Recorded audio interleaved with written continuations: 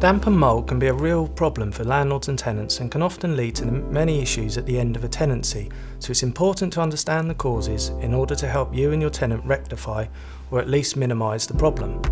One of the leading problems is condensation, which occurs when warm moist air meets a cold surface such as an external wall or window. Ordinary activities such as showering or cooking can often lead to this. Of course, condensation may not be the only factor where mould growth occurs, and rising damp and penetrating damp rain can also be a factor. So it's often worth contacting an RICS qualified surveyor or an experienced contractor who has experience working in this particular area. So how do you fight against mould?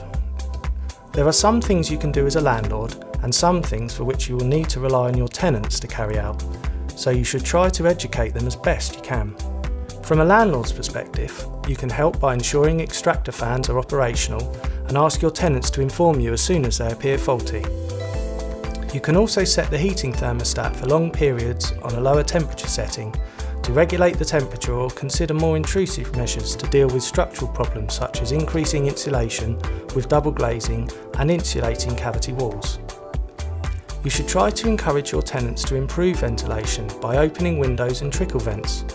They can also make steps to combat moisture production by covering saucepans and drying clothing outside rather than on radiators, wiping away any condensation quickly after it is spotted, and opening windows, especially whenever possible, during or after cooking or showering. Another tip is to turn on the cold tap of the bath first so that when the hot water hits, it doesn't produce as much steam. So how do you treat existing mould growth? You can start by wiping down walls and windows with a recognised fungicidal wash. Of course, make sure you follow the manufacturer's instructions precisely. Dry clean mildewed clothes and shampoo carpets, but do be careful though, as disturbing mould can increase the risk of respiratory problems. After treatment, when you redecorate, make sure you use a good quality fungicidal paint to help prevent mould reoccurring and ensure insulation in external walls is in place.